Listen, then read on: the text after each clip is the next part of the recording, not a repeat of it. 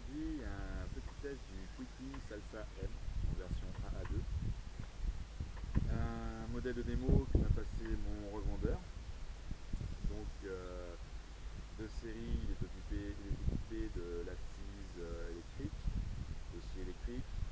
En option, on peut prendre les calquiers électriques, soit une palette monobloc, soit de calquier. En accessoire, il y a l'éclairage route, il y a l'option 6 km/h ou 10 km/h, sachant qu'il n'y a pas de surcoût. Donc autant prendre les 10 km/h, les moteurs sont des 280 watts, donc c'est mieux que les 220 watts des 6 km/h. Sinon, il y a le lift en option, lift qui monte à 30 cm de hauteur. Je vais prendre un peu de recul pour que vous me voyez mieux. Je pense que c'est un peu court. Hop là. Voilà. Donc on a dit lift. Monte à 30 cm de hauteur, c'est relativement pratique. Soit pour aller chercher quelque chose en hauteur, même s'il était très pris, on n'a pas forcément besoin. Mais c'est déjà beaucoup plus utile pour se mettre à hauteur d'une table, qui est un peu haute, ou un bar, hauteur de bar, c'est peut-être sympa. Ou aussi lors d'un concert ou tout autre événement, quand il y a des valides devant vous qui ne veulent pas se pousser, vous mettez un coup de lift, vous avancez légèrement histoire de leur foutre un coup de pompe au cul, et puis généralement ils se poussent. Donc voilà. Niveau poids maxi, il est à 140 kg l'utilisateur. Le fauteuil en lui-même pèse de 110 à 150 kg en fonction de l'équipement. La hauteur d'assise de base sur les modèles AA1, donc sans assise électrique, est à 48 cm, ce qui est pas mal, c'est relativement bas. Vous pouvez monter jusqu'à 48, je crois. Avec l'assise électrique, vous passez à 45,5, 44,5, 45,5, je sais plus.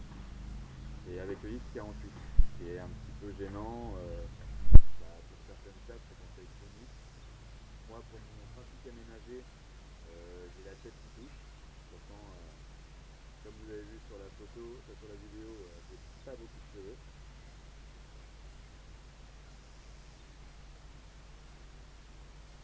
C'est encore trop pratique.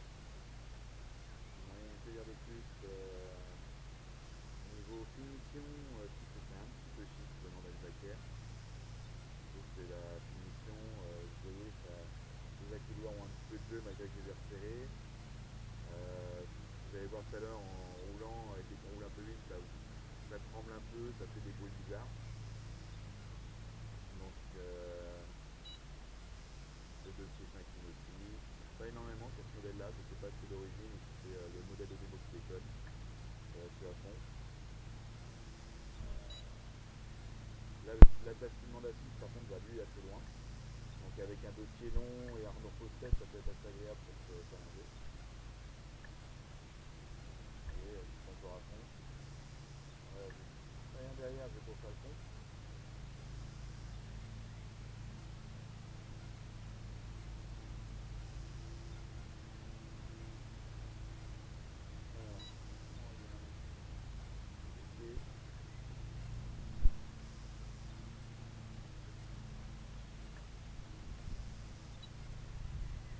Donc moi j'ai la version un peu usée, on va dire, du 10 km/h. C'est un fauteuil qui a 3 ans, qui fait pas mal de bruit.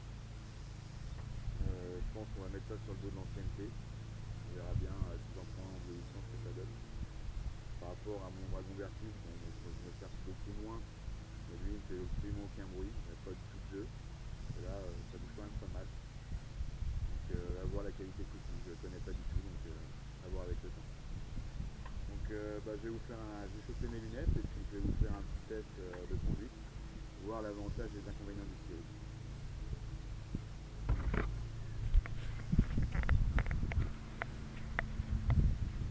Voilà. Donc le sirop. Alors l'avantage du sirop bien sûr, c'est qu'on tourne sur soi-même. Voilà. Niveau taille de giration, enfin sans giration ou taille de giration, vous n'avez pas grand chose. C'est vraiment un fauteuil propulsion ou un fauteuil traction, vous avez beaucoup plus de ballon. Que là c'est vraiment minime. Au niveau sensation de conduite, c'est marrant, vous avez l'impression d'avoir l'arrière qui chasse un peu. C'est pas désagréable, c'est marrant. C'est très maniable, ça reste maniable. Il est facile d'aller droit, donc je vais me mettre à fond, à toc, donc 10 km/h. Oui, ça va droit sans problème, pas de soucis. Je vous disais que le modèle faisait du bruit, je vous mentais pas, je sais pas ce qui vibre mais ça vibre. Donc on a dit qu'on mettait ça sur le dos de l'ancienneté. Voilà. Oui, ça roule bien, c'est faire très attention à la commande. Moi je conduis comme ça avec mon petit doigt, joystick entre mon petit doigt, parce que au début je posais la paume dessus et j'ai vite appuyé sur le bouton mode ou bouton power. Donc quand vous êtes à 10 km/h à fond, que vous avez appuyé dessus, que ça se bloque quasi instantanément, c'est assez space. Je ne conseille absolument pas. C'est assez surprenant. Alors, on va faire un peu de franchissement. J'ai pas grand chose pour tester, on va dire, mais bon, j'allais faire déjà un petit tour dans l'herbe. Vous allez voir, niveau amortissement, par rapport à mon Dragon Vertic qui a une petite suspension arrière et pas à l'avant, je dirais que c'est un petit peu moins bon. Je vais incliner un peu l'assise histoire de pas me vautrer. Ça ne soit pas une vidéo qui finit sur vidéo gag. Voilà, on est bien là. Donc oui, donc je disais que c'était moins confortable que mon Dragon Vertic avec un petit système de suspension, mais c'est normal car il n'y a que les roues avant et arrière qui sont sur suspension. Les roues centrales n'ont pas du tout de suspension. Donc là, bon, vous voyez, ça, on descend doucement, les roues avant se passer, les roues centrales, voilà. Et c'est parti. Attention, je roule, c'est miné. Hop là, bon, alors vous voyez, ça secoue quand même pas mal. Dès qu'il y a un trou, le pneu central, voilà, vous voyez, s'y engouffre naturellement. Il n'y a pas du tout de suspension dessus, donc vous le prenez directement dans les reins. En revanche, c'est stable, que ce soit le balancement avant-arrière, ça va, il n'y a pas trop de coups de raquette. Ça reste honnête. Bon, j'en ferai pas tous les jours, surtout après avoir mangé. Mais bon, pour dépanner, passer un peu d'herbe chez un copain ou tout ça, ça suffit. Vous ferez pas l'entretien de votre gazon avec. Mais bon, ça suffit. Au niveau de tout ce qui est marche, franchissement, vous voyez ici, ça va être dur de tester. Mais ça vaut quand même le coup d'être abordé parce qu'il y a je trouve que le seul point noir de ce fauteuil est là, c'est qu'il vous donne en fait un espèce de petit coup de raquette.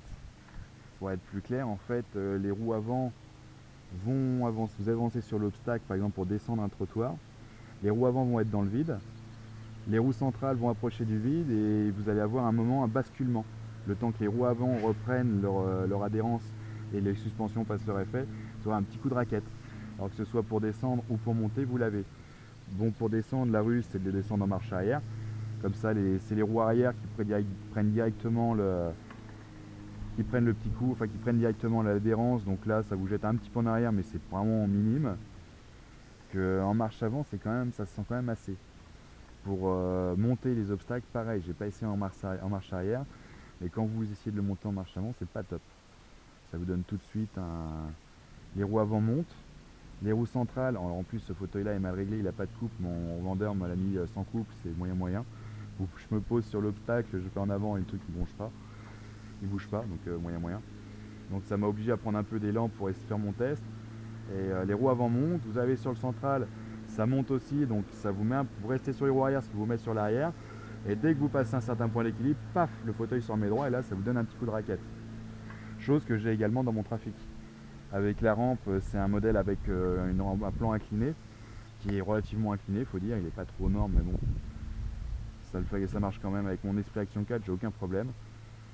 Le Dragon ne monte pas dedans parce que les anti-bascules touchent le sol il touche le sol à l'arrière, ce qui met les roues motrices en équilibre et donc j'ai plus de motricité, je peux pas rentrer dedans. Et donc ce modèle là, il monte, je commence à monter, arrivé au sommet de mon plan incliné, les roues avant sont dans le vide, la roue motrice milieu est en équilibre et elle penche vers l'avant et là paf, ça vous donne un coup de raquette, c'est moyen. Première fois que j'ai fait, j'ai failli me retrouver le nez dans les jambes. Bon, là maintenant je le fais, je monte, je me tiens un petit peu au dossier, j'anticipe, donc ça passe nickel. Ça se fait bien, le phénomène est un peu amoindri, mais bon, il faut s'y faire quand même, c'est spécial. Je vous dis, avec l'Esprit Action 4, je rentre dedans, ma femme se met derrière au cas où pour pas que je me retourne tellement je vais vite. mais c'est tout quoi, ça monte sans problème. Donc bon, je pense que c'est vraiment un modèle qu'il faut essayer pour se faire son idée à soi. Est-ce qu'on supporte le petit coup de raquette ou pas? C'est le seul point noir vraiment que je trouve de ce modèle là. Après, peut-être que les autres modèles, comme le Iker avec le V6 avec ses gros pneus amoindrit l'effet, ou chez Quickie ils ont le Jive aussi avec un système Spider Track. Je sais pas trop, j'ai pas trop vu ce que c'était, mais apparemment il y a plus de débattement sur les suspensions des petits trous, ce qui fait que ben il reprend plus vite de l'amortissement. C'est donc peut-être plus qu'on pensait, je sais pas. À essayer. Ou peut-être que c'est commun à tous les modèles 6 roues. Vous voyez, par exemple, là j'ai un tout petit plan incliné, enfin une toute petite marche, c'est vraiment que dalle. Elle doit faire 2 cm, mais quand on la passe, clac, on sent le coup. C'est bon, là je me suis pas tenu, j'ai pas du tout tenu mon coup, hein, donc c'est amplifié. Donc, vous voyez, vous passez en marche avant, les roues avant montent, là, roue centrale, là en équilibre, paf, vous avez le petit coup de raquette. Dès que les roues centrales montent, paf, vous avez un petit coup de raquette. Donc bien évidemment, je vous ai dit, la solution c'est passer en marche arrière. Là, c'est génial, vous sentez rien. Hop, c'est bon. Donc là, voilà, les roues arrière paf sont descendues, je suis plus en équilibre, voilà, ça descend, bon. C'est amorti, c'est tout bon. Il n'y a vraiment pas de souci. Alors maintenant, la partie intéressante, la partie intérieure. Vous prenez par exemple pour entrer ici avec mon Dragon Vertic, qui est quand même assez imposant, c'est un gabarit de Storm. Je rentre, je viens ici, je fais demi-tour et je repars là. Là, je vais vous la faire, c'est vraiment extra, extra, extra rapide. Le petit coup de raquette toujours. Là, vous rentrez. Là, pour descendre, c'est mieux. Vous prenez pas la tête, vous tournez, et voilà. Là, c'est pareil, normalement, je fais un tour ici pour me mettre bien affilé, bien d'aplomb pour passer cette petite porte. La fameuse porte à 67 cm. Donc là, avec les 60, ça passe large. Et voilà. Là, vous tournez sur vous-même. En intérieur, c'est un régal. Il y a vraiment, vraiment... C'est vraiment super agréable. Donc là, vous avez mon bureau. D'habitude, avec le Storm, quand je vais me mettre ici, alors je serre là.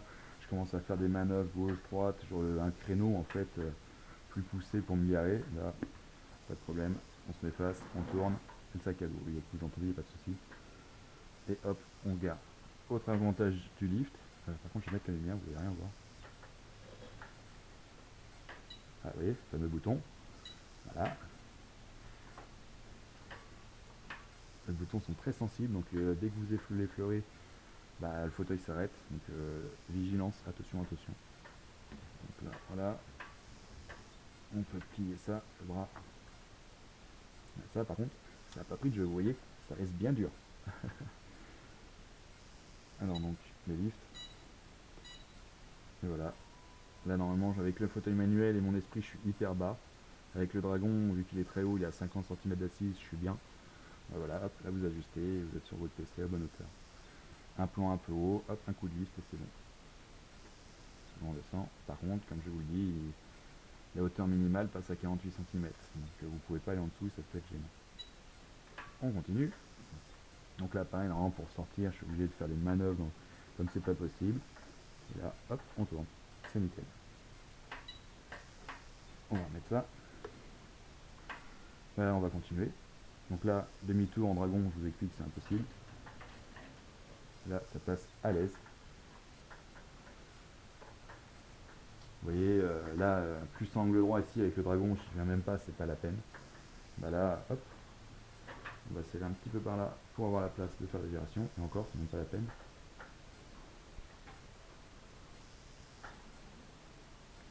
Ah, derrière, je suis peut-être un peu short. Vous voyez, comme quoi là, c'est vraiment un test extrême quand même. Commencer à tourner un petit peu là. Voilà.